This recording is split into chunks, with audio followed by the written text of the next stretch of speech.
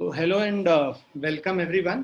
तो आज का ये session basically IIT JEE NEET और सीबीएसई का जो हम लोग इंटीग्रेटेड प्रोग्राम करते हैं उसको उसका इंट्रोडक्टरी सेशन है।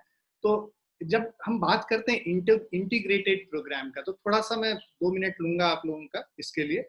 इंटीग्रेटेड प्रोग्राम का क्या मतलब हुआ कि जहाँ पे हम लोग आईआईटी मतलब स्टार्ट जब करते हैं, तो देखिए अब जो है ना, पहले के जमाने में अलग था। हमारे टाइम में सीबीएसई का अलग कोर्स हुआ करता था, आईआईटी जेईई नीट का कंप्लीटली डिफरेंट हुआ करता था।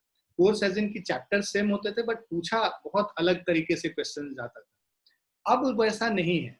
अब क्या है कि वो गैप को धीरे धीरे कम कर दिया गया है। इसलिए कम कर दिया गया है कि जो बच्चे नॉर्मली सीबीएसई की तैयारी कर रहे हैं वो भी इन कॉम्पिटिटिव एग्जाम्स में compete कर सकें ऐसे बच्चों से जो कि स्पेसिफिकली बस कोचिंग से आईआईटी जेईई और नीट का तैयारी कर रहे हैं। तो गवर्नमेंट ने ये बोला कि भाई इनका सबका एक ही लेवल होना चाहिए। तो उन्होंने एक लेवल पे सिलेबस ले आया है, मतलब जेईई का भी, नीट का भी और सीबीएसई का भी। अब आते हैं हम लोग इंटीग्रेटेड प्रोग्राम। इंटीग्रेटेड प्रोग्राम में हम क्या करते हैं कि भाई सबसे पहले बेसिक जो एनसीईआरटी प्रदीप का जो लेवल है, या फिर जो जो भी किताब आप लोग फॉलो करते होंगे जो सीबीएसई के लिए, वहां से हम लोग स्टार्ट करेंगे चैप्टर। तो मान लीजिए अगर मैं कोई चैप्टर पढ़ा रहा हूँ, हम लोग प्रोजेक्टाइल मोशन पढ़ रहे हैं, या फिर कोई भी एरर्स एंड मेजरमेंट वाला चैप्टर, पहला चैप्टर स्टार्ट करते हैं, तो उसमें हम लोग क्या करेंगे कि पहले जो थ्योरी है, जो बेसिक्स है उस चैप्टर का, उस पर बात करेंगे और इजी वाले क्वेश्चंस करेंगे। तो इससे क्या होगा, हम लोग सीबीएसई के लेवल पे आ गए। जब हम लोग सीबीएसई के लेवल पे पहुंच जाते हैं, उसके बाद हम लोग, तो पहला लेवल हम लोग का अचीव हो गया कि we have reached that CBSE level. अब इसके बाद नेक्स्ट लेवल पे अब थोड़ा सा यहाँ पे पाथ ऐसे अलग होगा, मतलब आईआईटी के लिए और नीट के लिए। तो यहाँ पे बेसिकली जो हम पहले जो क्वेश्चंस करेंगे, ऐसे क्वेश्चंस करेंगे जो जेईई नीट दोनों में पूछे जाते हैं, है ना। सीबीएसई के लेवल के बाद हम लोग ऐसे लेवल पे आएंगे जहाँ जेईई नीट दोनों में सिमिलर काइंड ऑफ क्वेश्चंस जो पूछे जाते हैं। जैसे एचसी वर्मा हम दोनों के लिए फॉलो करते हैं। नीट में एचसी वर्मा जो है वो अल्टीमेट हो गया, मतलब उससे ऊपर अब हम जाना नहीं, है ना। वो भी, उसमें भी इजी वाले क्वेश्चंस करने, बहुत डिफिकल्ट वाले क्वेश्चंस नहीं करने। जेईई के लिए एचसी वर्मा से स्टार्ट करते हैं। तो बेसिकली जो एचसी वर्मा का बेसिक लेवल है जो हम लोग क्लास में करेंगे, वो दोनों के लिए वैलिड है। और उसके बाद जब डिफिकल्टी लेवल बढ़ाते हैं तो जेईई में बढ़ाते चले जाते हैं, और नीट में हम लोग डिफिकल्टी लेवल नहीं बढ़ा के इसका प्रिपरेशन, जो तरीका है प्रिपरेशन का, basically question based on MCQs, है ना, वो हम लोग ज्यादा प्रैक्टिस करते हैं जिससे बच्चे उस तरह से तैयारी कर सके। ठीक है, तो ये हमारा कॉमन तरीका होगा जो हम लोग फिजिक्स और केमिस्ट्री दोनों के लिए फॉलो करेंगे। अब आता है मैथ्स और बायोलॉजी में। तो मैथ्स का अलग क्लास होगा, बायो का अलग क्लास होगा। जो बच्चे आईआईटी जाना चाहते हैं वो मैथ्स स्पेसिफिकली अलग से पढ़ेंगे, जो बच्चे नीट करना चाहते हैं वो बायो का क्लास स्पेसिफिकली अलग करेंगे। ऐसा ऐसा कोई बच्चा है हमारे पास जो अभी डिसाइडेड नहीं और पीसीएम भी चारों करना चाहता है, बाद में डिसाइड करेगा, ऐसा भी कोई है क्या? हाँ, आप लोगों में कोई ऐसा बच्चा है जो चारों के लिए अभी फोकस्ड है?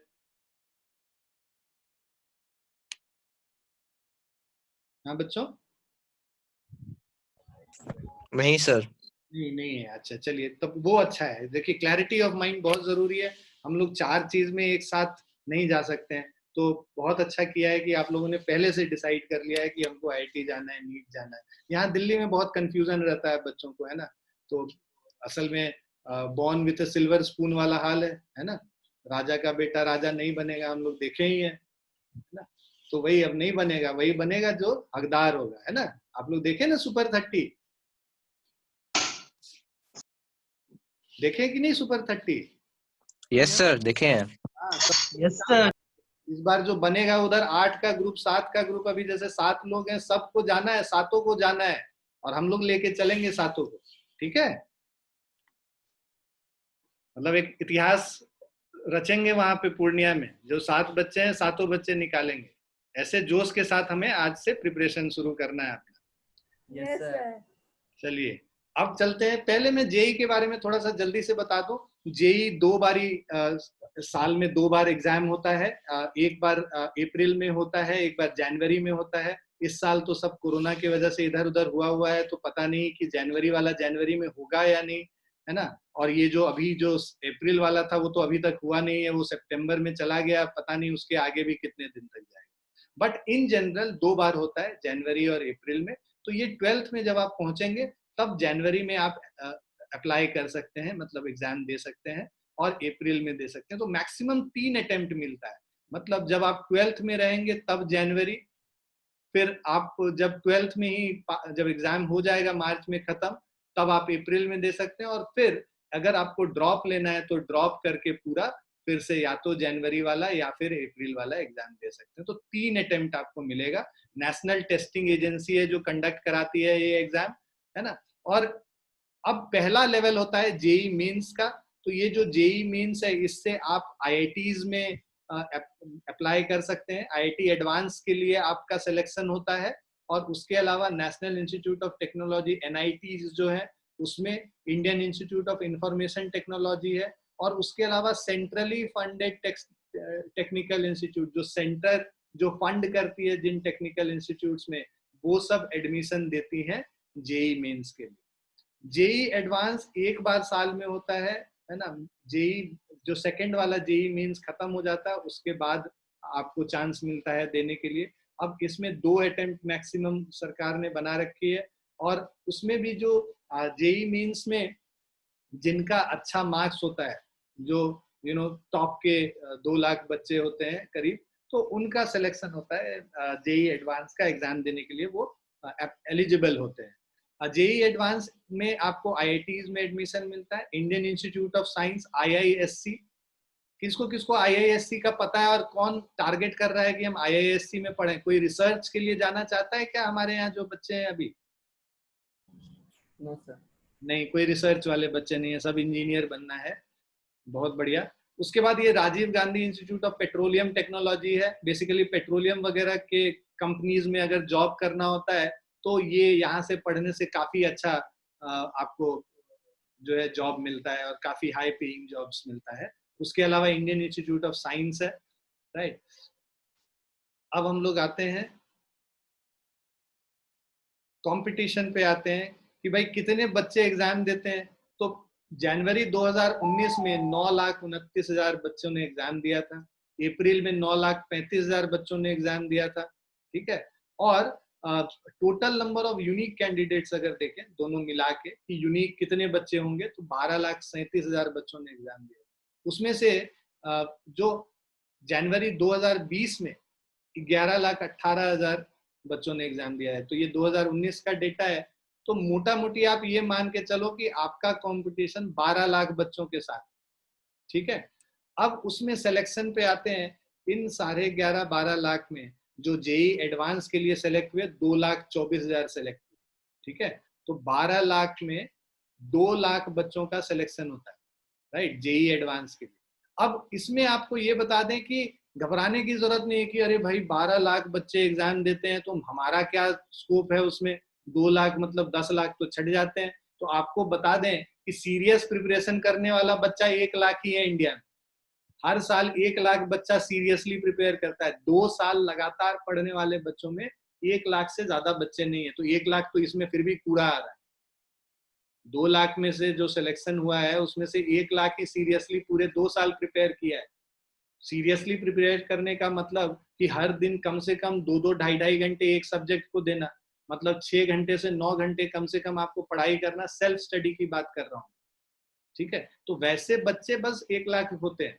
बाकी बच्चे बस ऐसे ही, बस कि पापा ने बोल दिया है प्रिपेयर करने के लिए तो कर रहे हैं, या फिर बच्चा साइकिल से जा रहा है वहां पे ट्यूशन में, तो हम भी साइकिल से निकल लिए, रास्ते में इधर उधर देखते चलेंगे, कुछ नाश्ता पानी करते चलेंगे, समोसा खाएंगे, चाय पियेंगे, निकल लेंगे।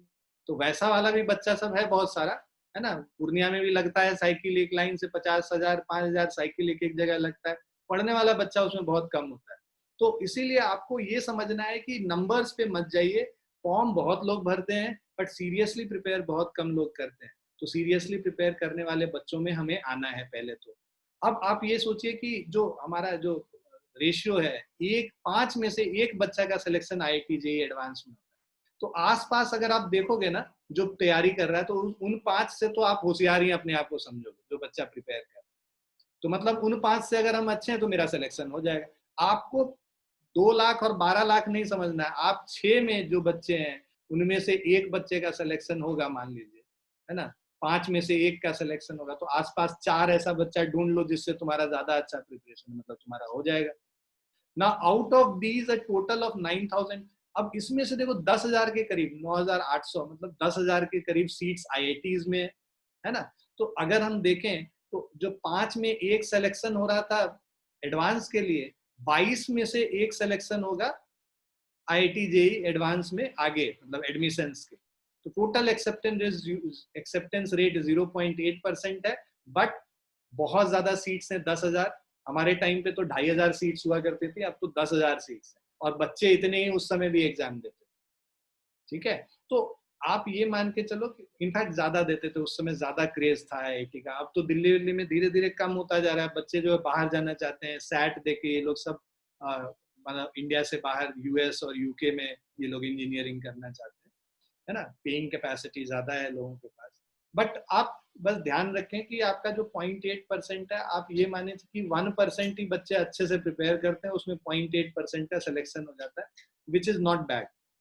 ठीक है, ये 23 आईआईटीज का सारा लिस्ट है, ये सब हम शेयर करेंगे आपके साथ, तो आप लोग बाद में घर पे बैठ के देख सकते हैं। अभी इन सब में हम ज्यादा टाइम नहीं वेस्ट करेंगे। तो ये सारे हैं जो 23 आईआईटीज हैं, जब जब स्टैब्लिश हुआ है उसके हिसाब से, डेट के हिसाब से दिया। सबसे पहला जो स्टैब्लिश हुआ था आईआईटी खड़गपुर हुआ था, उसके बाद बॉम्बे, मद्रास, कानपुर, ये सब इस तरह से। ये रैंक वाइज अगर हम बात करें, ये 2019 का रैंक है ना, 2019 का रैंक है, 18 का, 17 का, ये सब रैंक है ना। निर्फ जो होता है नेशनल इंस्टीट्यूट रैंकिंग जो है, जो नेशनल रैंकिंग है, उसके हिसाब से ये सारा रैंकिंग किया गया है। 2019 में आप देखें तो आईआईटी मद्रास को सबसे ऊपर रैंक किया गया था। तो आप मान के चलो जो पुराने वाले आईआईटीज हैं, मतलब बॉम्बे, दिल्ली, मद्रास, कानपुर, खड़गपुर, ये अभी भी बहुत सॉट आफ्टर है। मतलब ये 5 आईआईटीज हमारे टाइम में जो हुआ करती थी, यही 5 आईआईटीज का अभी भी बोलबाला है। बाकी शुरू काफी सारे हो गए हैं एडमिशंस के लिए, तो आईआईटी का नाम ही काफी है, कहीं से भी एडमिशन लेंगे तो जॉब तो अच्छा लगता ही है। तो आईआईटी जाना बहुत बड़ी बात है, बट इन 5 में हो जाए तो उससे भी अच्छी बात। ये लिस्ट ऑफ एनआईटीज हैं रैंक वाइज, है ना। सबसे ऊपर एनआईटी वरंगल है, फिर तिरुचिरापल्ली है, सूरतकल है। तो ये सारे रैंक्स हैं एनआईटीज के, नेशनल इंस्टीट्यूट ऑफ टेक्नोलॉजीज जो होते थे उनके रैंक हैं ये सारे। जेईई मेंस का जो पेपर का जो पैटर्न स्टाइल है, उस पे अगर हम लोग बात करें तो एग्जाम मोड हमें पता है ऑनलाइन मोड होता है। तो आप लोग को यहाँ पे भी हम लोग क्या करेंगे, कक्षा में हम लोग एक ऑनलाइन प्लेटफॉर्म बना रहे हैं। उस ऑनलाइन प्लेटफॉर्म पे जाके आप टेस्ट दे पाएंगे, वैसे ही जैसे कि आईआईटी का टेस्ट हुआ करेगा कंप्यूटर बेस्ड। ठीक है, तो ये आपको सुविधा यहाँ पे मिलेगी जल्द ही, और इस पे काम चल रहा है। मे बी 10-15 दिन में ये लाइव और एक्टिव हो जाएगा। सब्जेक्ट हम लोग जो पूछा जाता है जेईई मेंस में, आप सबको पता है, फिजिक्स, केमिस्ट्री, मैथमेटिक्स पूछा जाता है। 1-1 घंटे का एक सेक्शन होता है। Number of question total 75 question है ना। 20 + 5 क्वेश्चन पर सेक्शन, मतलब 20 सिंगल करेक्ट होता है, 5 मल्टीपल करेक्ट वाला होता है। ऑब्जेक्टिव टाइप होता है, एमसीक्यूज, 4 ऑप्शन होते हैं, उसमें से एक करेक्ट ऑप्शन होता है। टोटल मार्क्स जो है वो 300 मार्क्स का पेपर होता है। उसके बाद पेपर पैटर्न पे बात करें तो ये बैचलर ऑफ आर्किटेक्चर, कोई बच्चा है जो बीआर के लिए प्रिपरेशन कर रहा है, आर्किटेक्चर के लिए? नहीं है तो फिर हम लोग टाइम इस पे नहीं लगाएंगे। प्लानिंग के लिए भी आई एम सपोज श्योर कि कोई नहीं होगा अभी, तो वो बाद में हम लोग देख सकते हैं। जेईई एडवांस में बेसिकली ये भी कंप्यूटर बेस्ड है, ऑनलाइन है। पीसीएम पूछा जाता है, 2 पेपर इसमें होते हैं, पेपर 1 और पेपर 2। ड्यूरेशन 3 घंटे का होता है। नंबर ऑफ क्वेश्चन 75 है ना। और ऑब्जेक्टिव टाइप जो है एमसीक्यू, न्यूमेरिकल वैल्यू बेस्ड, और लिस्ट मैच सेट्स। एमसीक्यू तो आपको पता ही, न्यूमेरिकल वैल्यू बेस्ड मतलब क्वेश्चन का पूरा सॉल्यूशन निकाल के और फाइनल आंसर जो आया, मान लो 23.5 आया फाइनल आंसर, तो ऐसे डब्बा जैसा बना हुआ रहता है, उसमें तुमको 2, 3.5 ऐसे आंसर करना होता है, इसके नीचे कलर करना होता है 2, 3.5 के नीचे। तो इस तरह से न्यूमेरिकल वैल्यू बेस्ड होता है, ये सब सिखाएंगे कैसे करना होता है। तो उसमें मतलब बेसिकली आप मान लो कि पूरा ही सॉल्व करना होता है क्वेश्चन। उसके बाद लिस्ट, ये मैच द फॉलोइंग वाला चीज है, objective type. JEE paper pattern जो हो गया, ये देखिए जैसे जो क्वेश्चन टाइप है यहाँ पे सिंगल करेक्ट आंसर वाला है, यहाँ पे 3 मार्क्स करेक्ट ऑप्शन पे और -1 जो है नेगेटिव मार्किंग है गलत आंसर पे। उसके बाद 1 और मोर करेक्ट आंसर्स में 4 मार्क्स अवॉर्डेड होता है, नेगेटिव मार्किंग -1 है। न्यूमेरिकल वैल्यू बेस्ड में फिर से 3 मार्क्स है और 0 है। अब इसमें भी 1 और मोर करेक्ट आंसर में अगर सारे करेक्ट आंसर देखो तो पूरा नंबर मिलता है, 2 करेक्ट आंसर्स होंगे तो मतलब उससे कम नंबर मिलेंगे, इस तरीके से होता है इसमें मार्किंग। सेम जो जेई पे पैटर्न 2 है, जो पेपर 2 है एडवांस का, उसमें भी सेम इसी तरह से क्वेश्चन का पैटर्न रहता है। एक आर्किटेक्चर एप्टीट्यूड टेस्ट पे हम लोग फिर से बात नहीं करेंगे। अब आ जाते हैं हम लोग नीट पे। तो नीट बेसिकली क्या है, ये नेशनल लेवल एग्जाम है, national eligibility cum entrance test. National level exam किसके लिए है? मेडिकल एंट्रेंस एग्जाम है, जिसमें एमबीबीएस में, बीडीएस मतलब बैचलर ऑफ डेंटल सर्जरी, ठीक है। तो बेसिकली बीडीएस का पढ़ाई, एमबीबीएस का पढ़ाई, आयुष मतलब ये जो हम लोग देसी जो हम लोग ये सारे दवाई वगैरह बनते हैं, है ना, तो आयुर्वेदिक दवाई वगैरह जो बनते हैं उनके डॉक्टर्स हो गए ये। फिर वेटनरी डॉक्टर्स हैं, और बाकी मेडिकल और पैरामेडिकल कोर्सेज जो इंडिया में होता है, जो टेस्ट वगैरह लैब्स वगैरह के लिए जो आप करते हैं तैयारी और पढ़ाई, वो सारा नीट के थ्रू ही एडमिशन होता है। एग्जाम का फ्रीक्वेंसी इसका 1 ईयर है, साल में एक बार ही होता है। मोड क्या है यहाँ पे? ऑफलाइन एग्जाम होता है। एग्जाम ड्यूरेशन 3 घंटे का है। 539 कॉलेजेस हैं जो कि अभी एक्सेप्ट कर रहे हैं नीट का स्कोर। अब और बढ़ गया है, ये 2 साल पहले, 1.5 साल पहले का डेटा है। कंपटीशन यहाँ पे भी 15 लाख बच्चे एग्जाम देते हैं नीट का, है ना। जो पिछले 2019 में 15 लाख बच्चों ने एग्जाम दिया था और 14 लाख बच्चों उसमें ने अपीयर किया। देखो 1 लाख बच्चा अपीयर ही नहीं किया, मतलब पहले ही हार मान गया। तो हार नहीं मानना है, लास्ट मोमेंट तक लड़ते रहना है, ठीक है। जो लास्ट तक लड़ता रहता है वही जीतता है आगे। हार मान जाने से कुछ नहीं होगा। आपने जब फॉर्म भरा है, आपने तैयारी करी है, तो एग्जाम देने में क्या बुराई है? अरे ज्यादा से ज्यादा क्या होगा, नहीं होगा, लाइफ वहां खत्म तो होता नहीं है। तो इसीलिए ये काफी डिस्टर्बिंग फिगर है कि 1 लाख बच्चे एग्जाम ही नहीं देते हैं, पर फॉर्म क्यों भरे थे पता नहीं। अब ये सिलेक्शन पे बात करते हैं। तो नीट का बेसिकली इतने टेस्ट सेंटर से इतने कॉलेजेस मार्क्स लेते हैं, 529 मेडिकल कॉलेज हैं, 313 डेंटल कॉलेज है, और इतने सीट्स हैं 75,893। देखो कितना ज्यादा सीट है। तो बिल्कुल घबराने की जरूरत नहीं है। 75,000 सीट है ना टोटल। मान लो टोटल मिला के ऑलमोस्ट 76,000 हो गया। 76,000 सीट है टोटल एमबीबीएस में, और 26,000 के करीब ये बीडीएस में। तो दोनों मिला लो तो 1 लाख से ऊपर सीट है, ठीक है। तो मैंने वही बताया, कभी भी जब प्रिपरेशन होता है तो ज्यादा से ज्यादा 1 से 2 लाख सीरियस एस्पिरेंट्स होते हैं, बाकी तो बस नाम का फॉर्म भरते हैं। तो 1 से 2 लाख में 1 लाख से प्लस सीट है, मतलब 2 में से 1 को का सिलेक्शन होना है, तो 1 को ही तो तुम्हें हराना है। तो यही ध्यान रखो हमेशा।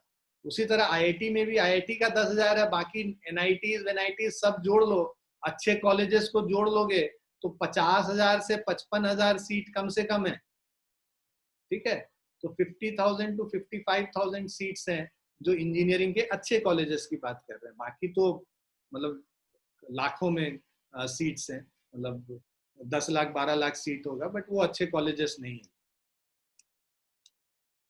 ये रैंक वाइज मेडिकल कॉलेजेस के लिस्ट है। सबसे ऊपर एम्स है, ठीक है। जो हर नीट प्रिपरेशन करने वाले बच्चों का एम रहता है बेसिकली एम्स में पढ़ना, है ना। उसके अलावा ये सारे कॉलेजेस हैं, बाद में आप लोग इसको ये गो थ्रू कर सकते हैं।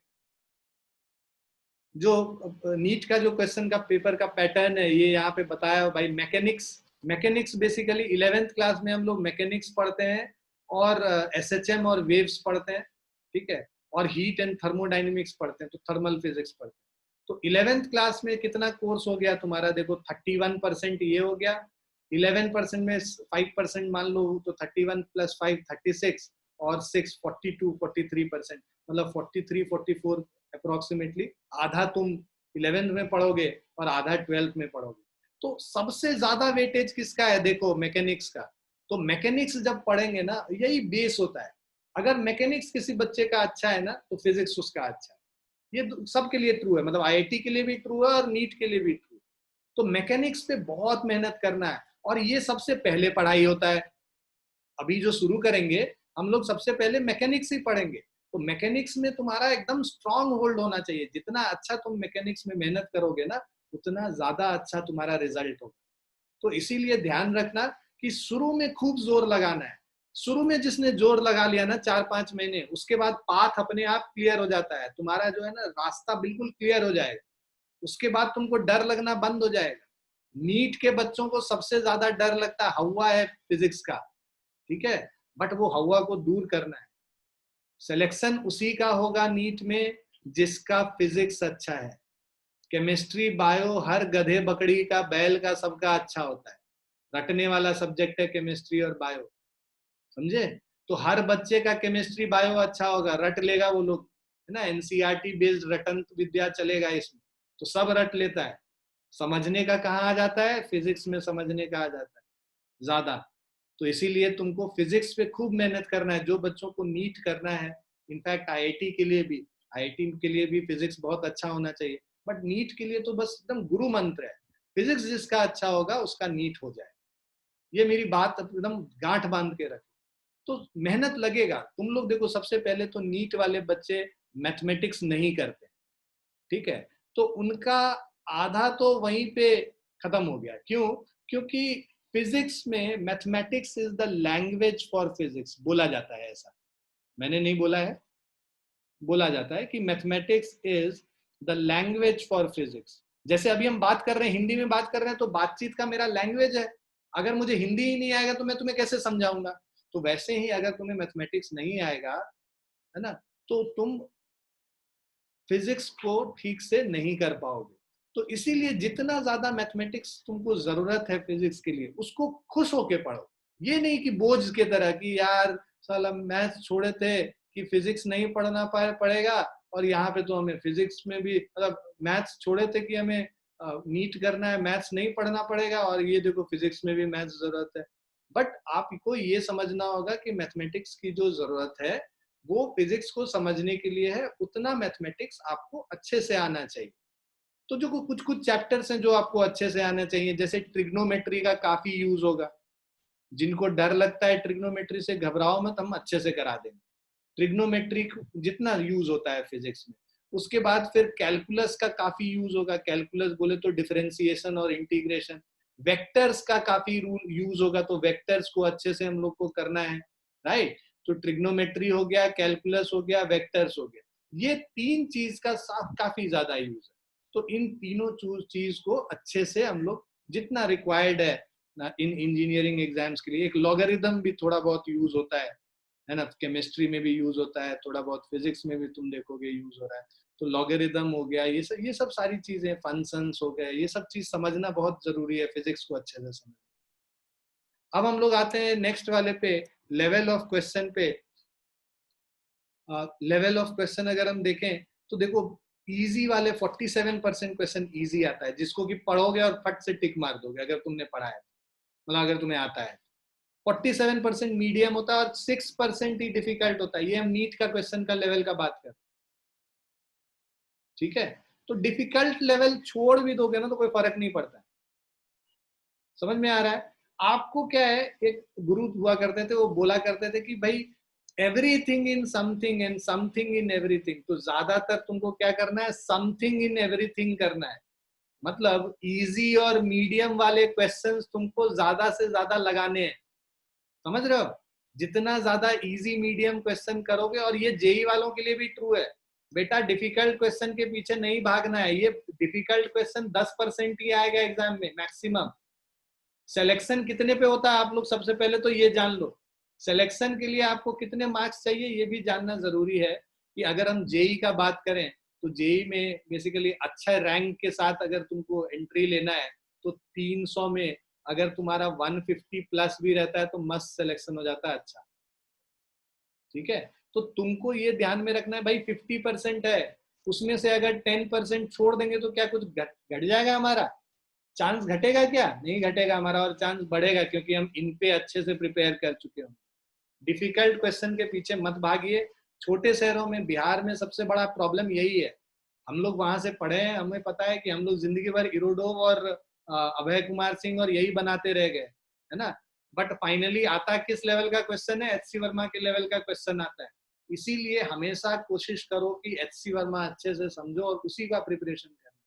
ज्यादा डिफिकल्टी लेवल पे नहीं भागना है ना। लोग सब मिलेंगे तुमको कि अरे ये वाला क्वेश्चन बना के दिखाओ तब जानेंगे, तो उसको उसको बता के क्या मिलेगा? आईआईटी का रैंक तुम नहीं मिलेगा ना। उस बच्चे को अगर तुमने वो क्वेश्चन बना दिया और उस बच्चे ने बोला वाह भाई, है ना, अमृत तुम्हारा तो बहुत जबरदस्त फिजिक्स का कॉन्सेप्ट है, बट उससे क्या आईआईटी हो जाएगा क्या हमारा? नहीं होगा हमारा आईआईटी।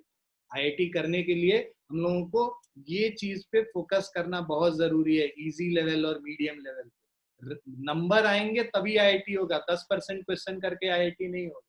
फिर हमारा क्या होगा? प्रिपरेशन में हमेशा ध्यान इसी पे रहेगा, और जब एग्जाम भी आएगा ना तो हम लोग यही क्वेश्चन पे फोकस करते रह जाएंगे, है ना। एक मेरा कलीग था, वो, है ना, बहुत इस पे काम करता था, तो पूरे हमारे टाइम में 6 क्वेश्चन आया करते थे, 6 में से एक जो कर देता था उसी का हो जाता था।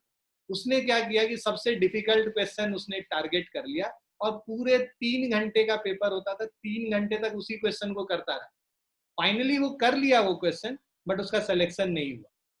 और बाकी 5 क्वेश्चन बहुत इजी थे, वो आसानी से कर सकता था, लेकिन वो डिफिकल्ट क्वेश्चन के पीछे पड़ा रह गया और उसका सिलेक्शन नहीं। तो इस चीज को बहुत समझना जरूरी है कि पेपर जब आता है तो आपको उसको अच्छे से पढ़ना और उसको समझना बहुत जरूरी है, ठीक है। और उसमें से वो क्वेश्चंस निकालना जो कि आपके मार्क्स को, मतलब आपके जो स्कोरिंग है उसको इम्प्रूव करे। केमिस्ट्री की बात करें तो ये है मार्क्स डिस्ट्रीब्यूशन। बेसिकली 26% है ऑर्गेनिक का, इनऑर्गेनिक 37.8%, फिजिकल 35.6% है। तो एक्चुअल डिवीजन जो है सारा ही मतलब ठीक ठाक डिवीजन रहता है, बराबर बराबर का ही almost. Physical chemistry is all about numericals, जितने न्यूमेरिकल बेस्ड चैप्टर्स हैं वो फिजिकल केमिस्ट्री में हो गए। ऑर्गेनिक मतलब सारे कार्बन कंपाउंड के बारे में पढ़ोगे, वो ऑर्गेनिक हो गया। इनऑर्गेनिक मतलब जितने बाकी मेटल्स, नॉन मेटल्स के बारे में, और उनका जो एसपीडीएफ ग्रुप्स होते हैं, है ना, जो हमारा पीरियोडिक टेबल है उसमें जितने एलिमेंट्स हैं उनके प्रॉपर्टीज वगैरह के बारे में पढ़ते हो, इनऑर्गेनिक केमिस्ट्री होगा। अब हम लोग ये इनका जो केमिस्ट्री में जो डिस्ट्रीब्यूशन था, देखो 60% इजी क्वेश्चन है, 29% मीडियम और 11% डिफिकल्ट है। बायोलॉजी में देखो बॉटनी का 65.6% वेटेज है, तो बॉटनी का ज्यादा वेटेज है एज कम्पेयर टू जूलॉजी, 34% था जूलॉजी में। और यहाँ पे जो डिस्ट्रीब्यूशन देखोगे 62% इजी है, 31% मीडियम है, राइट, और 7% हमारा डिफिकल्ट है। अब ये देखो कि अनरिजर्व्ड कैटेगरी, जो जनरल कैटेगरी वाले बच्चे हैं, उसका जो सिलेक्शन हुआ था 701, ठीक है, और 134, ठीक है। और 2018 में ओपनिंग एंड क्लोजिंग मतलब कट ऑफ मार्क्स 701 जो हाईएस्ट था और 134 लोएस्ट का भी सिलेक्शन हुआ था। और अनरिजर्व्ड पीडब्ल्यूडी जो 133 और 120 के बीच में ये सिलेक्शन हुआ था। रिजर्व कैटेगरी में 133 और 107 के बीच में, और रिजर्व पीडब्ल्यूडी में भी ये जो है कट ऑफ गया था। ये मार्क्स का कट ऑफ। अब strategies to beat the competition, हम लोग भाई ये जो है कैसे हम लोग कंपटीशन में क्लियर करेंगे, तो सबसे पहले ये जानना जरूरी है कि प्रॉपर प्लानिंग होना चाहिए हमारा।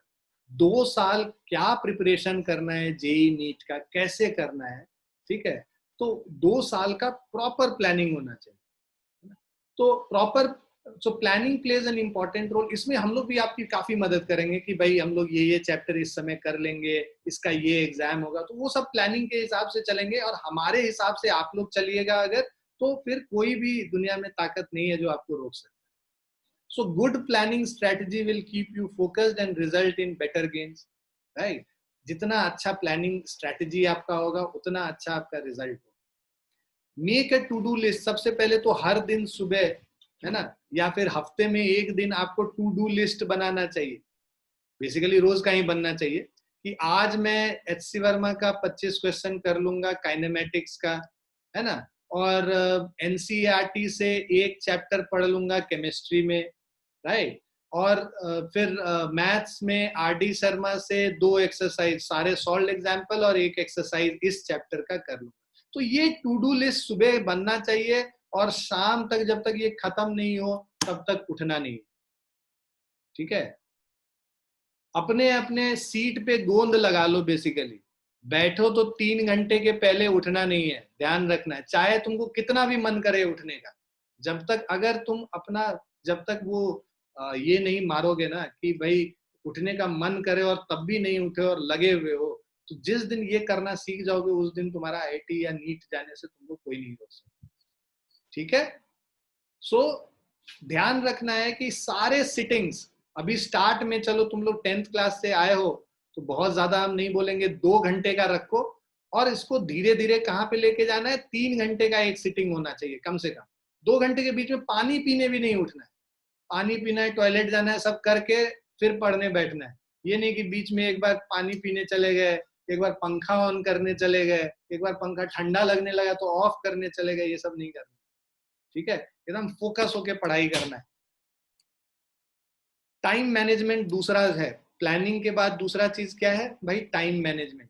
तो आपको ये ध्यान रखना है कि कोई भी क्वेश्चन करें तो उस क्वेश्चन को मैक्सिमम कितना टाइम देना है। अगर इजी लेवल का क्वेश्चन है तो मैक्सिमम 10 मिनट देना है उस क्वेश्चन को। अगर 10 मिनट में नहीं बन रहा है तो छोड़ के दूसरे क्वेश्चन पे जाइए। ये नहीं कि एक क्वेश्चन को ले लिया है अपना ईगो पे और चले गए हैं उसके प्रिपरेशन में कि भाई आज तो इसको निपटा के ही छोड़ना।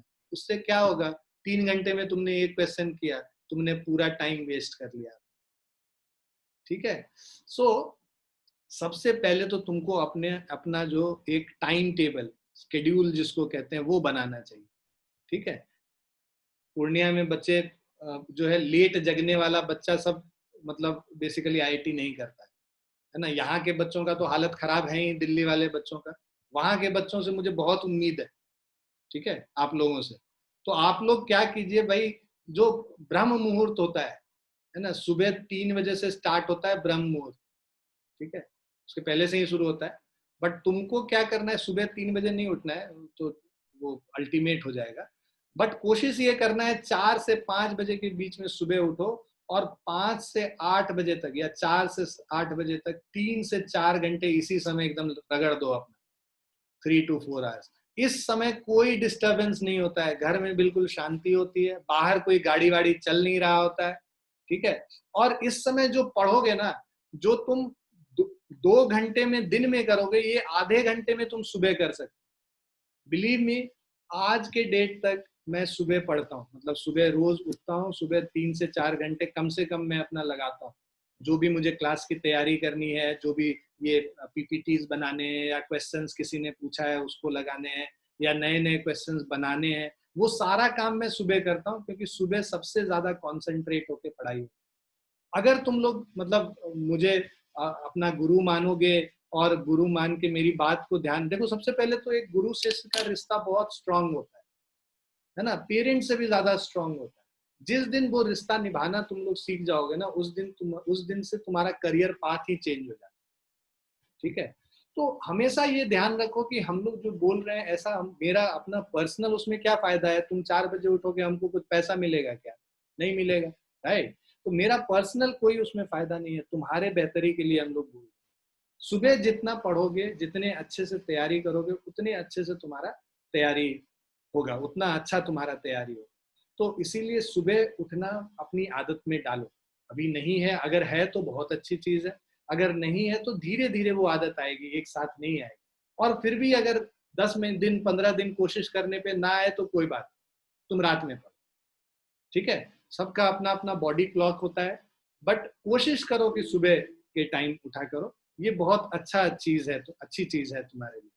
सो प्रॉपर इंपॉर्टेंस टू, अच्छा उसके अलावा जो टाइम मैनेजमेंट की बात हम लोग कर रहे हैं, उसमें हर सब्जेक्ट को एक टाइम अलॉट करना जरूरी है। अगर मैं दिन भर में 6 घंटे पढ़ रहा हूँ तो हर सब्जेक्ट को 2-2 घंटे देना है। ये नहीं कि मैथ्स बनाने में मजा आता है, गाना सुनते हुए मैथ्स पढ़ते रहो दिन भर। फिजिक्स केमिस्ट्री कौन पढ़ेगा, और सब्जेक्ट का कट ऑफ होता है, हर सब्जेक्ट का अपना कट ऑफ होता है, तो इसीलिए सब सब्जेक्ट को बराबर समय देना जरूरी है, नहीं तो नहीं होगा आईआईटी जेईई और नीट। 2-2 घंटे हर सब्जेक्ट को मिनिमम देना है, और मैक्सिमम का तो कोई लिमिट नहीं है ना। मैंने 1 साल तक लगातार 18 घंटे पढ़ाई की है, 6 into 3, 6 घंटे का 3, ठीक है। तो अगर तुम मैक्सिमम का कोई लिमिट नहीं है, मिनिमम का तो ये लिमिट है भाई। 2 घंटे से कम करोगे तो फिर पैसा भी वेस्ट मत करो फॉर्म भरने का, है ना। तब छोड़ दो प्रिपरेशन और मस्त एकदम जीवन का आनंद लो।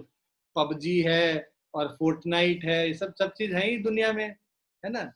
तो वो सब पे आनंद लो, क्या जरूरत है 2 घंटे भी पढ़ने का, है ना। तो वो सब डिसाइड करके कि भैया क्या करना है हमको जीवन में ये 2 साल पढ़ के पूरे जीवन आनंद लेना है, या 2 साल मस्ती करके पूरे जीवन तक आगे तक एकदम मस्त काम करते रहना है। क्योंकि उसके बाद तो फिर उसी लेवल पे जाएंगे जहाँ पे कि काम ही काम करना होगा, और फिर भी पैसे नहीं हो पाएंगे, राइट। तो इस चीज का ध्यान रखो कि 2 साल की दिक्कत पूरे जिंदगी का मजा, या 2 साल का मजा और पूरे जिंदगी की दिक्कत, चॉइस इज योर्स, ठीक है। अब आ जाते हैं रिवाइज वैल्यू डिवाइस। ये बड़ा अच्छा टेक्निक है, काफी हम लोगों ने इस पे वर्क किया है, तो ये निकल के आया है भाई कि जब आप पढ़ाई कर रहे होते हैं ना, मान लो आपने आज 6 घंटे पढ़ाई करनी है, राइट। उस 6 घंटे में से आप क्या करो कि 1 घंटा या फिर 1.5 घंटा रखो रिवीजन का, और 4.5 घंटा रखो पढ़ाई करने का। ये शुरू में नहीं जरूरत होगा, बट जब 3-4 चैप्टर खत्म हो जाएगा ना, तो फिर क्या होगा, तुम पहला चैप्टर भूलने लगोगे, क्योंकि नई नई चीज आते रहेगी, पुराना चीज भूलते जाओगे। तो हमेशा कोशिश ये करो कि हाफ एन आवर पर सब्जेक्ट, हाफ इंटू 3 करोगे, 1.5 आवर्स होता है, राइट। तो ये आधे आधे घंटे ना पहले पुराना जो है, मान लो मैं पढ़ा रहा हूँ अभी फ्रिक्शन, और तुमको मन किया कि यार हम वेक्टर्स भूल तो नहीं गए, तो तुम क्या करो, वेक्टर्स के 3-4 क्वेश्चन कर लो। उससे क्या है, वो रिवीजन होता रहेगा और तुम्हारे दिमाग में वो रहेगा, हमारा 6th सेंस उसको रिटेन करके रखता है। तो वो बहुत जरूरी है कि जैसे जैसे चैप्टर्स में आगे बढ़ेंगे, पुराने चैप्टर्स का रिवीजन भी होता रहे, ठीक है। हम लोग इनफैक्ट टेस्ट भी लेंगे जिससे कि तुम लोग का वो पुराना चैप्टर रिवीजन होता रहे। स्टडी फ्रॉम राइट बुक्स, ये बहुत जरूरी है बेटा। आगे हम एक स्लाइड भी बनाए हैं जिसमें सारी किताबों का नाम लिखा हुआ है, कौन से किताब से पढ़ना है। तो अच्छी किताब से पढ़ना बहुत जरूरी है। देखो लिमिटेड टाइम है ना, 3 घंटे है मान लो दिन में एक सब्जेक्ट का, उसमें अगर हम 10 किताब पढ़ेंगे तो पॉसिबल नहीं है। तो एक अच्छी किताब चुन के और उसी किताब से प्रिपरेशन करना। तो राइट बुक्स, वो तुमको गाइड जो है, कौन गाइड करेगा, टीचर्स गाइड करेंगे, मैं करूंगा या फिर केमिस्ट्री वाले सर होंगे या मैथ्स वाले सर होंगे, वो तुमको गाइड करेंगे कि कौन सा किताब फॉलो करना, ठीक है। हाउ टू बैलेंस, देखो क्या होता है ना, तुमको 10 लोग मिलेंगे, है ना। आज तुम किसी भैया से मिलोगे, वो बोलेंगे अरे तुम इरोडोम नहीं बना रहे हो, तुम्हारा तो आईआईटी नहीं होगा। कोई बोलेगा तुमको अरे रेसनिक पढ़ो यार, वो बहुत अच्छा किताब है। 10 लोग 10 चीज बताएंगे, लेकिन एक आदमी को पकड़ के चलो। हमको नहीं पकड़ना है कोई बात नहीं, तुम एक भैया जो है उसी को पकड़ लो, या कोई और टीचर है उसको पकड़ लो, उसने जो बोला एकदम गांठ बांध के उसी को करना। 10 लोग की बात नहीं सुननी, मेरी सुनो या किसी और की सुनो। अगर मैं पढ़ा रहा हूँ तो मेरी सुनोगे तो ज्यादा बेटर हो, बाकी तो तुम्हारा चॉइस है, तुमको जिसका सुनना। How to balance your board exam preparation, तो कैसे प्रिपरेशन करेंगे बोर्ड एग्जाम का कॉम्पिटिटिव एग्जाम्स के साथ। तो ये बहुत जरूरी है, दोनों चीज को साथ में लेके चलना, है ना। कि जो ऐसा किताब यूज करना जो कि दोनों में हेल्प करे, है ना। राइट बुक्स जो कि दोनों में हेल्प करे। बेसिक कॉन्सेप्ट पे ज्यादा फोकस करना है जो कि तुमको सीबीएसई में भी हेल्प करेगा और कॉम्पिटिटिव एग्जाम्स में भी हेल्प करेगा। दोनों के प्रीवियस ईयर्स पेपर्स के क्वेश्चंस बहुत सारा करना, उससे तुमको कॉन्फिडेंस आता है। प्रिपरेशन टाइम को डिवाइड करना, मान लो तुम हफ्ते में रख लो कि 2 दिन हम बोर्ड का पढ़ेंगे और बाकी 5 दिन जो है आईआईटी का पढ़ेंगे, ऐसा डिवीजन कर लो, है ना। 2 दिन बस सीबीएसई का पढ़ो, थ्योरी डेरिवेशन ये सब, और 5 दिन जो है नीट और आईआईटी का पढ़ो। तो अपने टाइम को डिवाइड करके पढ़ाई करना, जिससे दोनों साथ में चलता रहे। ये सबसे ज्यादा जरूरी है बच्चों, पर्सनल डिस्ट्रैक्शन को दूर करना, ठीक है, वो सारी चीजें जो आपको पढ़ाई में डिस्टर्ब करती हैं वो आप एनलिस्ट करो। मेरे पढ़ाई में मेरा फोन डिस्टर्ब करता है, मेरे पढ़ाई में मेरा वो म्यूजिक सिस्टम डिस्टर्ब करता है, मेरे पढ़ाई में और भी कई सारी चीजें हैं जो डिस्टर्ब करती होंगी, बुक्स डिस्टर्ब करती हैं, बुक्स इन द सेंस वो जो स्टोरी बुक्स होती हैं। तो मैं क्या करूंगा, इन सब को अपने से दूर करूंगा। जब मैं पढ़ रहा हूँगा तो फोन मैं दूसरे कमरे में रख दूंगा, है ना। गेम ना खेलूं, ऐसा करने के लिए हम सारे गेम को अपने सिस्टम से डिलीट कर देंगे, राइट। तो ये सब चीज बहुत जरूरी है आईआईटी जेईई या कोई भी नीट को क्रैक करने के लिए, है ना। Can not afford to waste an hour, 1 घंटा भी आप वेस्ट नहीं कर सकते। अवॉइड डिस्ट्रैक्शन लाइक टीवी खत्म, वीडियो गेम खत्म, जितना डिजिटल एंटरटेनमेंट है सब खत्म। 2 साल तक सब छोड़ना है। अगर आप 2 साल तक इन सब चीज को छोड़ के प्रिपरेशन करोगे तभी होगा है ना। इंटरनेट का यूज बस स्टडी पर्पस के लिए करना है। Social networking site Facebook, Instagram, TikTok तो बैन ही हो गया है, व्हाट्सएप, ये सब कम करना है ना। इंटरनेट का इस्तेमाल बस पढ़ाई की चीजों के लिए करना है। सोशल नेटवर्किंग साइट से 2 साल के लिए अपने आप को अलग थलग कर लो, सब डिलीट कर दो। 2 साल बाद भी दुनिया जिंदा रहेगी, सारे दोस्त जिंदा रहेंगे, कोई कहीं नहीं जाएगा, ठीक है। बट आईटी हो जाएगा ना तो तुम्हारा जीवन सुधर जाएगा, या नीट हो जाएगा तो जीवन सुधर जाएगा। ये 16 स्टेप बनाया गया है कि कैसे क्रैक करें आईआईटी जेईई और नीट। तो पहला स्टेप क्या है, plan a daily time table. सबसे पहले टाइम टेबल बनाना जरूरी है। Equal distribution to each subject, हर सब्जेक्ट को इक्वल डिस्ट्रीब्यूशन होना चाहिए, ठीक है ना। उसके बाद while studying the subject make sure to invest time in the theoretical part as well as on solving। तो देखो दोनों चीज करना है, थ्योरी भी पढ़ना है, न्यूमेरिकल भी करना है। ऐसा नहीं कि बस न्यूमेरिकल कर रहे हैं, थ्योरी तो आता नहीं है एग्जाम में। बट थ्योरी नहीं पढ़ोगे तो बेस नहीं बनेगा, कॉन्सेप्ट नहीं बनेगा, क्वेश्चन नहीं बनेगा। फिर उससे आईआईटी जेईई और नीट में वो क्वेश्चन पूछे जाते हैं जो कॉन्सेप्ट बेस्ड होते हैं, रटंत विद्या वाला क्वेश्चन कम पूछा जाता है। तो इसीलिए थ्योरी भी पढ़ना जरूरी है उस कॉन्सेप्ट को बिल्ड करने के लिए, और क्वेश्चंस भी करने जरूरी, ठीक है। ऑलवेज स्टार्ट फ्रॉम बेसिक्स, हमेशा बेसिक्स से करो। ये नहीं कि बेसिक 4 लाइन में किसी ने बता दिया या यूट्यूब वीडियो देख लिया और बेसिक आ गया। यूट्यूब वीडियो देख के बेसिक नहीं आता है, बेसिक जो है पढ़ के आता है। जितना खुद से थ्योरी पढ़ोगे उसी से बेसिक्स बनेगा, ठीक है। So without a base there will be no altitude, ठीक है। हमेशा अगर 1000 माइल्स चलना है तो एक सिंगल स्टेप से ही स्टार्ट होता है जर्नी, ठीक है। Always build up right and appropriate basics, तो हमेशा राइट और अप्रोप्रिएट बेसिक्स पे करना है ना। गलत बेसिक्स अगर सीख लोगे, कोई टीचर अगर गलत कुछ सिखा गया तो जीवन भर जो है तुम्हारा ट्रेन जो है गलत ट्रैक पे ही चलता रहे, ठीक है। 1 सेकेंड दो, मैं सर को बोलता हूँ कि 10-15 मिनट हमको और लगेगा, तो वो 15 मिनट बाद क्लास शुरू करें।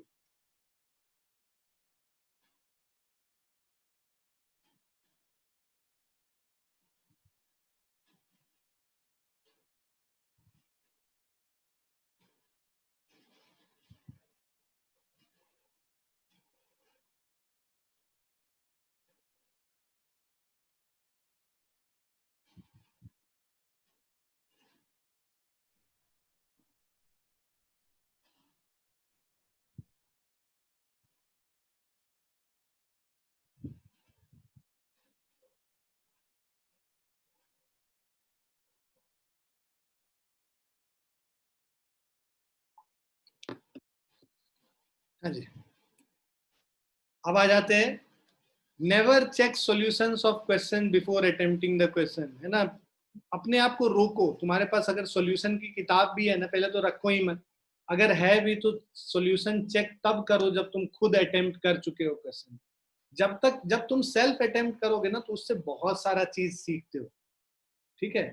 तो सॉल्यूशन देखने के पहले सेल्फ अटेम्प्ट करना जरूरी है। ये नहीं कि सॉल्व एग्जांपल्स हैं खटाखट देखते चले गए। देखने से आईआईटी नहीं होता, करने से आईआईटी होता, ठीक है।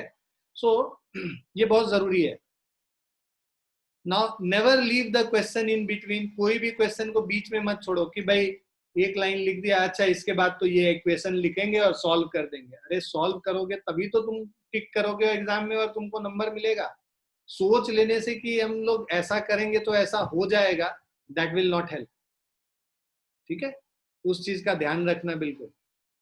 उसके बाद आते हैं always try a question with a conceptual approach, है ना, हमेशा कॉन्सेप्ट्स लगा के अप्रोच करो, जुगाड़ से क्वेश्चन सॉल्व करने की कोशिश मत करो। जब तक उसको पूरे बॉटम तक उसको नहीं समझोगे, उसका बेस नहीं समझोगे, तब तक फायदा नहीं होगा। ठीक है, तुम्हारा जो स्टडी स्केड्यूल है should be such that you get time for a little relaxation also. मतलब तुमको हम मतलब ऐसा स्टडी स्केड्यूल बनाओ, 3 घंटा पढ़ो, 1 घंटे का ब्रेक या आधे घंटे का ब्रेक, फिर से 3 घंटे पढ़ो, फिर आधे घंटे का ब्रेक या 1 घंटे का ब्रेक। तो उस ब्रेक में क्या करना है, थोड़ा टीवी देख लिया, थोड़ा गाना सुन लिया, है ना, थोड़ा दोस्त से बात कर लिया, या फिर मम्मी पापा से या फिर बहन भाई से थोड़ा सा चैट कर लिया, बात कर लिया, या फिर थोड़ा बाहर घूम के आ गए, टहल के आ गए। तो ये little relaxation is also necessary, थोड़ा इंजॉयमेंट भी जरूरी है ना, थोड़ा खेल ही लिया शाम को। लेकिन ब्रेक में, ब्रेक जो है, ब्रेक आधे 1 घंटे का ही होना चाहिए। ब्रेक मतलब 3 घंटे का ब्रेक नहीं होता है। 3 घंटे का ब्रेक है तो फिर IIT JEE नीट नहीं होगा। अब फिर इस पे आते हैं टाइम स्केड्यूल।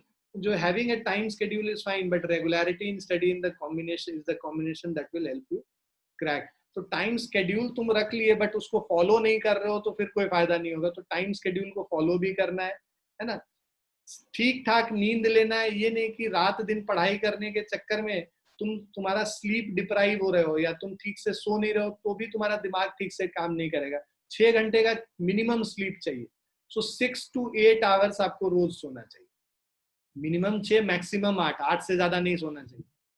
IIT मतलब 11th-12th में do not get into the habit of studying late into night. हमेशा लेट नाइट कभी भी मत पढ़ा। IIT JEE का एग्जाम दिन में होगा, तुम लेट नाइट पढ़ने की आदत होगी ना तो तुम्हारा दिमाग जो है ना रात को ही काम करेगा, दिन में काम करना बंद कर देगा। तो फिर दिन में तुमको समझ में ही नहीं आएगा क्वेश्चन। ठीक है, तो रात में 10 11 बजे के बाद नहीं जगना चाहिए कभी भी। और आइडियल टाइम तो है कि भाई 10 बजे सो जाओ और 4 बजे जग जाओ। This is the ideal time. उसको तुम 11 और 5 भी कर सकते हो। Never cram whatever you learn. रटने की कोशिश मत करो, हमेशा समझ के करने की कोशिश करो। रटने वाला बच्चे का IIT नीट और या फिर कॉन्सेप्ट क्लैरिटी नहीं आता है। Be confident while you are preparing, है ना। तो जब प्रिपेयर कर रहे हो कॉन्फिडेंट रहो, कॉन्फिडेंस अपने अंदर रखो कि तुम्हारा होगा। कमरे में हर तरफ पोस्टर लगा हुआ होना चाहिए जो तुमको जीवन में करना है। लिखो IIT करना है, so I want to crack IIT, या IIT और उसका रैंक लिख दो यहाँ पे। ठीक है,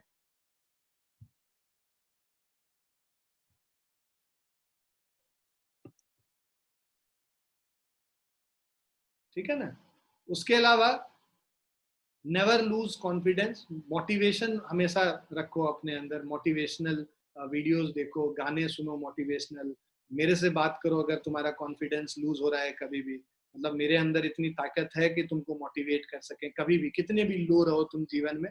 please give me a call whenever you are low. Peer group बनाना बहुत जरूरी है। कोई भी बच्चे का IIT तब होता है जब ग्रुप में पढ़ाई अच्छे से हो रहा होता है। मतलब 4-5 बच्चों का एक ग्रुप बना हुआ है, वो पांचों बच्चा आपस में अपना क्वेश्चन डिस्कस करता है। ऐसा जब तक ग्रुप नहीं बनेगा ना तब तक IIT नहीं होगा। हम लोग का IIT भी हुआ, वो तभी हो पाया क्योंकि हम लोग का वैसा ग्रुप बना हुआ था, है ना। मैं जब हम लोग प्रिपेयर कर रहे थे तो दिल्ली में हम लोगों के करीब 10-12 बच्चे थे, हम लोग हॉस्टल में थे। आपस में हम लोग का बहुत अच्छा ग्रुप बना हुआ था। कोई भी किसी को प्रॉब्लम होता था तो जैसे रूम में आ गया कि भाई ये सवाल बना दे, ये नहीं बन रहा है, तो उसको बना दिया। ठीक है, तो ऐसे ग्रुप में पढ़ाई करने से हमेशा IIT होता है। तो अगर जैसे तुम लोग 5 बच्चे IIT का कर रहे हो, 4 बच्चे नीट का कर रहे हो, आपस में एक ग्रुप बनाओ, आपस में डिस्कस करो कि यार तुम किस किताब से पढ़ रहे हो, या हम ये चैप्टर कर रहे हैं तुम भी करो। जो डाउट होगा आपस में पहले डिस्कस कर लेंगे कि ये वाला क्वेश्चन तेरे से बन रहा है क्या। तो दोस्तों के बीच में जब कॉन्सेप्ट डिस्कशन होता है या फिर ये जो क्वेश्चन का डिस्कशन शुरू होता है ना, तब जाके IIT और नीट होता है। तो एक ग्रुप होना बहुत जरूरी है। आज के डेट में सुपर 30 से 30 बच्चा इसलिए निकलता है ना, क्योंकि वो वैसा ग्रुप बनाया हुआ है, एक दूसरे को सब हेल्प करते हैं। तो जब तक ग्रुप बना के एक दूसरे को हेल्प नहीं करोगे तब तक कॉम्पिटिटिव एग्जाम्स अकेले क्लियर करना मुश्किल है। ग्रुप बनाओ अपने साथ के बच्चों का, अपने तरह सोचने वाले बच्चों का ग्रुप बनाओ। हो सकता है वो तुम्हारे इतना इंटेलिजेंट नहीं हो, लेकिन फिर भी उसको भी साथ लेके चलो। सब एक जैसा होता है, पांचों उंगली एक जैसा है, देखो सब ऊपर नीचे है। तो ग्रुप बनाओ और साथ में मोटिवेट करके एक दूसरे को पढ़ाओ। उसको देख के तुमको भी लगेगा यार वो 14 घंटा पढ़ रहा है, हमको भी पढ़ना चाहिए। Always keep the copy of the latest syllabus of the exam. जो सिलेबस है हमेशा सामने रख के पढ़ो। ये नहीं कि अनसेंट कुछ भी पढ़ रहे हैं, पता चलो एग्जाम में आने ही नहीं वाला है। तो सिलेबस का कॉपी एकदम सामने टेबल के लगाओ, अपने दीवार पे चिपका लो। Always study everything with deep interest. एकदम इंटरेस्ट लेके पढ़ो, समझने के लिए पढ़ो, बस खाना पूर्ति के लिए नहीं पढ़ना है। खाना पूर्ति के लिए पढ़ोगे तो एग्जाम में तो ऐसे भी नहीं उससे क्वेश्चन बनेगा तुमसे, तो फिर पढ़ ही क्यों रहे हो, तो टाइम वेस्ट कर रहे हो। ठीक है, अब हम लोग जल्दी से किताबों के बारे में एक बार आ जाते हैं, जिससे कि आप लोग को ये आ जाए। तो पहला क्या किताब है हम लोग का, फिजिक्स। हम IIT JEE का पहले बात कर रहे हैं, नीट का इसके बाद बात करेंगे। तो ये किताब तुम्हारे पास होना चाहिए। ये जो HC वर्मा का जो फिजिक्स है, कॉन्सेप्ट ऑफ फिजिक्स, 2 वॉल्यूम आता है, वॉल्यूम 1 और वॉल्यूम 2। दोनों वॉल्यूम खरीद लो। वॉल्यूम 2 ज्यादा 12th में यूज होगा, वॉल्यूम 1 11th में यूज होगा। या फिर अभी थोड़ा देख के खरीदना चाहते हो तो पहले वॉल्यूम 1 खरीद लो। ठीक है, और फिर understanding physics JEE mains and advance series आता है DC पांडे का, है ना। ये DC पांडे का 5 बुक का सीरीज है। Mechanics 1, mechanics 2, optics, heat and thermodynamics, electricity, इन सब का अलग अलग किताब है DC पांडे। इससे भी काफी अच्छा प्रैक्टिस होता है। ये नहीं भी खरीदोगे तो चलेगा, बट जो डबल टिक की है वो तो खरीदना ही खरीदना है। और ये कक्षा का हम लोग का स्टडी मटेरियल है और DPP है। DPP हम लोग शेयर करते रहते हैं, जो डेली प्रैक्टिस प्रॉब्लम है, जो भी पढ़ाएंगे उसके बेस्ड क्वेश्चंस होगा इसमें, और स्टडी मटेरियल होगा। वो स्टडी मटेरियल हम लोग तुमको यहाँ से कुरियर कर देंगे। ठीक है, तो वो कुरियर से तुम लोग को मिल जाएगा, उसको अपना पढ़ाई करना उसमें से। ठीक है, अब आ जाते हैं मैथमेटिक्स के किताबों पे। तो स्टार्ट हमेशा NCERT से करना है। ठीक है, फिर RD शर्मा पे जाना है। उसके बाद मुझे पर्सनली KC सिन्हा के सीरीज काफी अच्छे लगते हैं। KC सिन्हा का कैलकुलस का आता है किताब, एक ये तुम्हारा ट्रिग्नोमेट्री का अलग आएगा, अलजेब्रा का अलग आता है, कोऑर्डिनेट ज्योमेट्री का अलग आता है। तो अलग अलग ये पूरा सीरीज एक आता है KC सिन्हा का। तो पूरी सीरीज हमको काफी अच्छी लगती है, मैंने इसी से पढ़ाई करी थी। तो ये एक किताब तुम देख सकते हो, बाकी कोई भी किताब तुम देख लो जो तुमको अच्छा लगता है। एक मैथमेटिक्स MCQ होता है A दास गुप्ता का, ये भी अच्छी किताब है, अच्छे क्वेश्चंस हैं इसमें। उसके अलावा हमारा स्टडी मटेरियल और DPP होगा, जो कि आप लोग यूज कर सकते हैं। केमिस्ट्री के लिए अगर JEE पे आए तो यहाँ पे NCERT जो बेसिक्स है केमिस्ट्री का, ये करना चाहिए। फिर देखो ये RC मुखर्जी का एक किताब आता है, modern approach of chemical calculation, physical chemistry का है। इसमें बस न्यूमेरिकल्स होते हैं, इससे खूब अच्छा प्रैक्टिस करो, अच्छी बुक है। फिर P बहादुर की एक बुक आती है न्यूमेरिकल केमिस्ट्री, ये भी अच्छी किताब है। ऑर्गेनिक केमिस्ट्री मॉरिसन बॉयड होता है, जो बेस्ट बुक है अभी, है ना।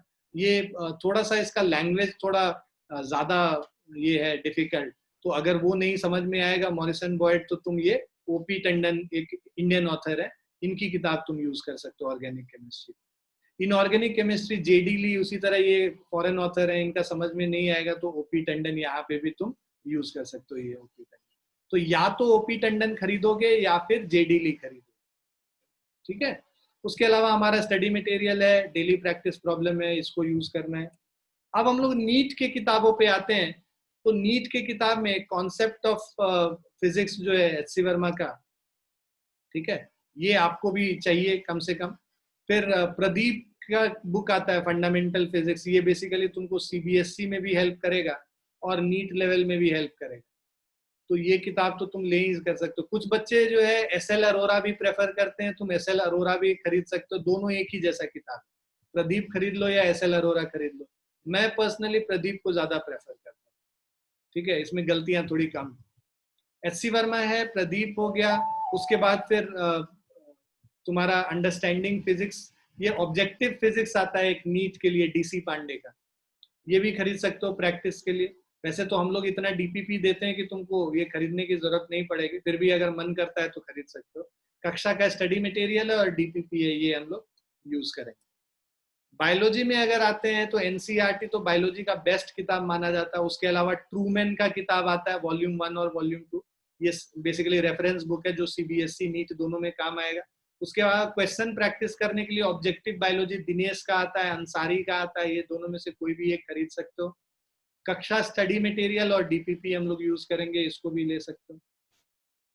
केमिस्ट्री की बात करें तो उसी तरह एनसीईआरटी काफी अच्छी किताब मानी जाती है। प्रदीप आता है केमिस्ट्री का, उसके अलावा प्रदीप है, कॉम्प्रिहेंसिव केमिस्ट्री है, मॉडर्न एबीसी ऑफ केमिस्ट्री है, कोई भी एक खरीद लोगे चलेगा। फिजिकल केमिस्ट्री ओपी टंडन का तुम देख सकते हो, दिनेश का एक केमिस्ट्री का गाइड आता है वो भी देख सकते हो। स्टडी मटेरियल और डीपीपी तुम कर सकते हो। तो बेसिकली देखो, अगर हम बात करें तो ये दोनों काफी है और ये अभी के लिए।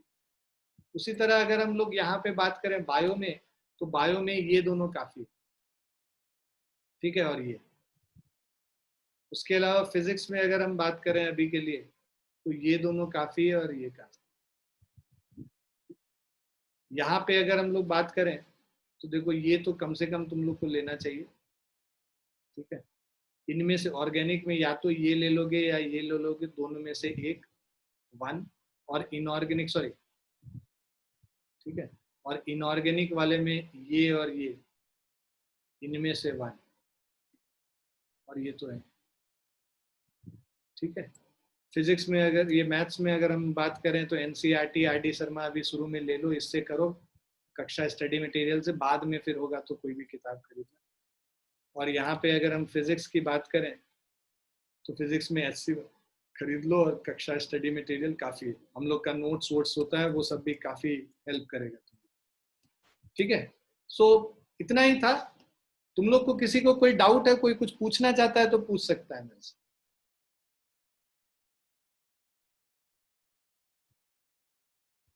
ये दो भाई बहन थे, वो दोनों तो छोड़ के चले गए क्या? मतलब बोरिंग लगा उनको?